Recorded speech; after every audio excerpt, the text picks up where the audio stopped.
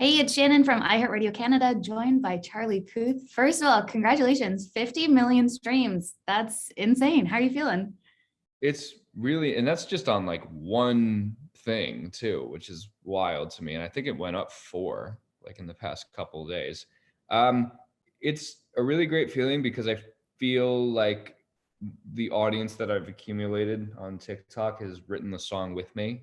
And I feel like they're along with this journey with me. So now when they hear it on iHeart and wherever they listen to music, they feel like they're a part of it. So that's very special. Yeah, I feel that way as well. Just like watching you do everything. I love the behind the scenes. It's so great. And also just thank you for such a fast song because as a radio host, getting to play it, it's such a joy. Well, that makes, yeah. Is it really like exciting, like pressing play on it because you can like speed it up you guys speed it up like a little bit, right, to fill in ad time. So it's I don't know if we do on ours, but a lot of radio stations do. Yeah. I love how it like sounds in the car when it's like a little staticky too. If you're like going through an area, it's really like that's why you got to listen to it on the app. But you know what I mean.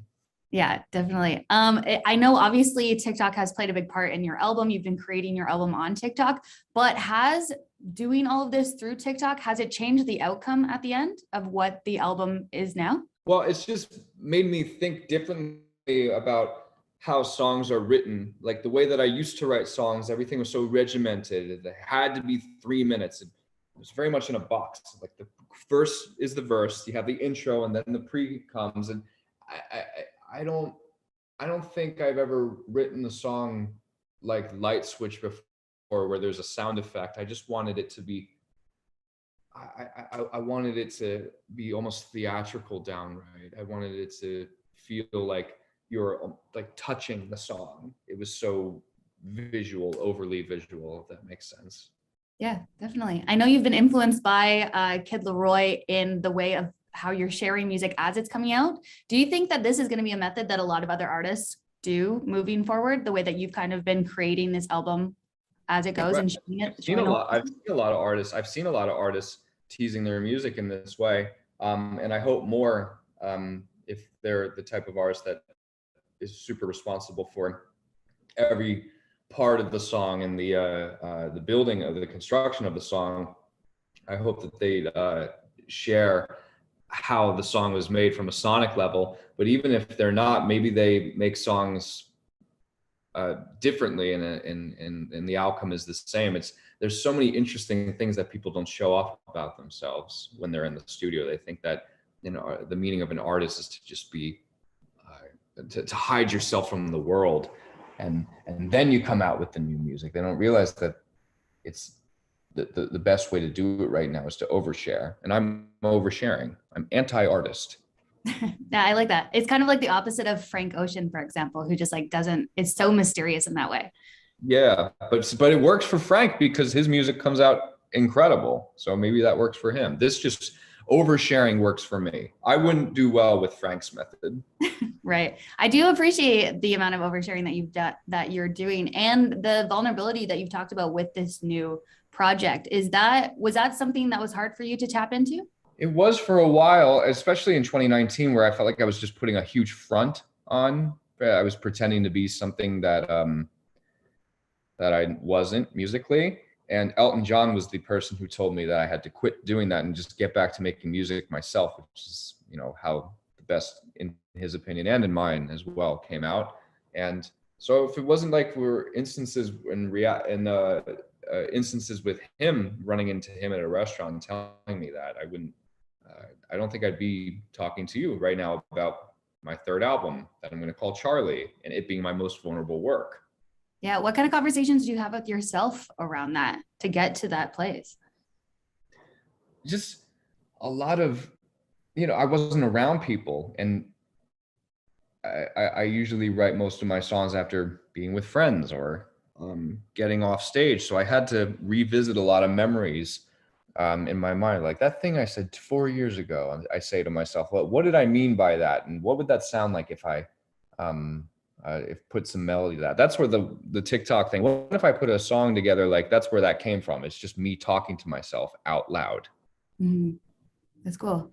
You said that at the beginning of this album creation was rooted in feelings of like anger and revenge. Was that the case all the way through? Not always. I mean, Light Switch was, uh, it's definitely not an angry song. It's more of like a carefree kind of song, but it's the best way I can describe it is like if you're in a car and someone cuts you off and then they drive away and you just think about all the different scenarios that could have played out in your mind. And then you realize, what are you doing? You're making yourself angry. That's what I was doing while I was trying to tap into these emotions and write this music. But that's the only way that I could do it. It was like forced making myself feeling a certain way. Everything I'm saying is not the most grammatically correct right now, but it's how I just put it out into the world. No, I appreciate that. So in that way, do you mean that like you're kind of saying all the things that you wish that you could have said? Yes, exactly. And I'm actually going to say it like that because the way that you said it was much better. Is there anything that you wanted to make sure that you included in this album that you haven't included in albums in the past? I wanted to include my low register. I never sing low. I want to make sure that I like sing. Not everything has to be high up in the heavens. So you're going to hear me singing like different, like I almost like singing different characters. I was always inspired by like how Lady Gaga and Nicki Minaj like would emote different characteristic things in their vocals, and I almost like play different characters. So I kind of like playing around with that as well. It's more interesting when you hear what I'm singing about than me just like talking about it. But that's why I'm very excited for people to actually hear the record when it comes out. Yeah, and it is nice, like we were talking about, that you have been revealing so much about it, because typically in an interview where there's been a single out, but we don't know too much about the album, then there isn't too much to ask. But you've already like kind of leaked some songs and sounds, and I know some track titles and things, which is so cool. That makes me so happy. Like there's a song I'm working on that I posted TikTok about the other day called That's Hilarious, which is one of the hardest songs I ever had to write during like a time period of my life that was just not good. And that song is almost like rooted in slight bittersweet anger, and like, oh, now you want to come back to me, and or now you're paying attention to me, and that's a feeling that everybody has experienced, but maybe a lot don't get a chance to hear it in the music that they like. So maybe they'll like that song alongside Light Switch as well. Right. So That's Hilarious, which fans believe is going to be your next single that comes out next Friday. What are your thoughts on that? I don't know if that's true, but I know that it's coming out very soon. I don't know. I also forget where I'm going tomorrow. So maybe it is coming out Friday and I just didn't realize. Right. Another fan theory is that your album is coming out on August 12th. Do you want to confirm, deny, I think, I will say that I've seen 5 theories and one of them is true. Okay. That's something. Yeah, that's something. I don't want to get in trouble with the record label and be like, why did you go on the radio and talk about this? And then this is not happening, or maybe it is. I don't even remember what I had for breakfast this morning. Yeah, exactly. Yeah. What did you have for breakfast? Do you know? I forgot to eat breakfast. So it's the most important meal of the day. I know. Has it been fun watching fans try and pick apart the music video and find the Easter eggs and all that? It has been, and what's been equally as fun is seeing their remixes of Light Switch, them taking the isolating the vocals and putting their own beat behind it. That's what I've always dreamed of, and I love I've always loved seeing the bootlegs of it as well. And now the song is finally out. It's fun to see how people thought the song was going to come out and what it actually ended up being. Yeah, absolutely. Okay, so you tweeted about a feeling like you wanted to throw up when you were watching episode 5 of Euphoria. Has that stopped you from continuing to watch the show, or have you still been watching? I've still been watching. I just dislike needles, so I can't watch a needle like on TV. I can't watch that. Yeah, it is a tough one to watch for sure. But you've been enjoying it besides that? No, I've definitely been enjoying it. I like that show a lot. But what I like more is knowing that people are watching it and enjoying it. And I want to capture that, that obsession that people have with something and see how I can put it into a song. I feel like you are doing that in a sense. Like everybody watches Euphoria on Sundays. Everybody goes to Charlie's TikTok to to Yeah. experience music with you.